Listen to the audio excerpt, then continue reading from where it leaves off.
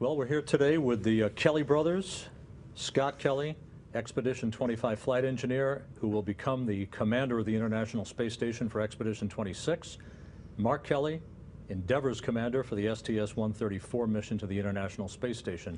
A very unique moment here. You guys were born February 21st, 1964 in West Orange, New Jersey. You'll both be 46 years old at the time of your encounter on orbit. Right before the launch of Endeavour, actually, you'll turn 46. So the first question, naturally, since you're identical twins, is who's the oldest? Actually, we'll be 47. So if you do the math, from 64 to 2011, we'd be 47 right before, before I launch, and I'll be 6 minutes older. 6 minutes older. So you were first, Scott followed you, but that's not necessarily the way your career paths worked, as we'll explore later on. But we didn't know that, actually, until we were probably, what, 15? 16? Our parents weren't, they didn't want to tell us who was older because they thought maybe that person would then have some leverage or something like that. So we didn't know who was older, who was younger until probably, 13 to 15-ish. Well, before we go into your upbringing, did one become the alpha male pretty quickly in life? Isn't that dogs you're referring to there? It could be humans as well. But I don't think so. No, we've always been pretty close and not very competitive with each other. So. New Jersey has grabbed a lot of limelight, particularly recently in television with a variety of programming. But those who are not familiar with West Orange, New Jersey, where you were born and grew up, tell us a little bit about your hometown. It's, it's kind of a combination of, sort of city-like and the suburbs. It's a bedroom community of New York City about 20 minutes west of Manhattan. And it's really was a great place to grow up. It's, that whole area has got a lot to offer. And, we took advantage of some of that, I think, growing up. Good school systems. We used to do field trips from school into New York City to go to museums, so it was a great location. We used to do our own field trips into New York City on the local bus. West Orange, aside from the two of you, is the birthplace of other notables. I'll just read a few. Thomas Edison, certainly historic icon. Yeah, I actually don't think he was born there, but that's where he had his major factory and his laboratory. And he lived there for many years. Yeah, and his, the museum for the national, I think it's a National Historic Monument now for Thomas Edison is in West Orange. General George McClellan, famous historic figure. Phil Rizzuto, shortstop for the New York Yankees and later one of their broadcasters. Amos Alonzo Stagg and Whoopi Goldberg.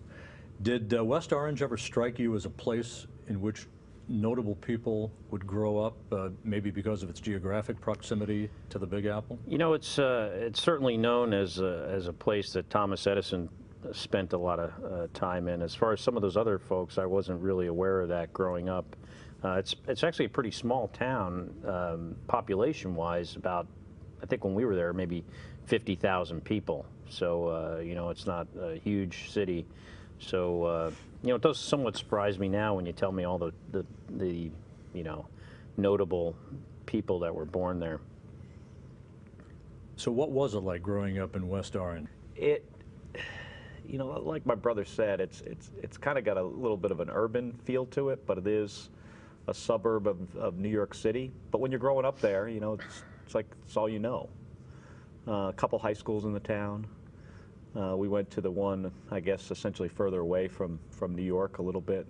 The town's somewhat divided by a big hill, so we have these terms of from up the hill and down the hill. And not that they really meant anything, but there was pretty much a division that went right through the town. Did you all stay in the suburbs more, or did you, as you grew up, did you visit New York a lot? We would go in there with our parents once in a while for actually going to Manhattan for dinner. Weekends occasionally to a museum. But most of my memories of traveling into Manhattan was with school trips, and then later on as we got into high school, kind of on our own and with friends. I remember once going into New York City when I was probably 15 or 16 with just another friend and getting stuck in the staircase of the Empire State Building. It was an experience because we decided we wanted to walk down instead of take the elevator down. So we got into the stairwell and we walked down most of the way to the bottom and then got to a door that would not open. And we wound up having to walk all the way back up and try to get out the normal way. Did you guys have favorite sports teams, sports heroes from the metropolitan area? Me personally, I was a Mets and Giants fan. So, of course, then I liked the Yankees. I think I liked the Giants, too, at the time, and I still do. But Mets just didn't do it for me. Mets, Yankees, indicative of a sibling rivalry, perhaps, as you grew up? Not really. Just in that regard, I think. You guys went to Mountain High School. How are twin brothers received? Was there anything in particular, anything notable about the way your classmates treated you? We don't have any other siblings, so we don't know anything differently. So it's, with nothing to compare it to, I don't think we were, we didn't feel any different. And we weren't the only twins in the school. There were John and Mike Sarney, yeah. who were a couple years older. So, and they were identical twins as well. So it was kind of like a little bit more common. But back then, twins and multiple births were less common than they are today. So, I don't, at the time, I think those two guys were the only twins that I knew. Did you hang out with those guys? A little bit. We were both on the swim team and the track team together.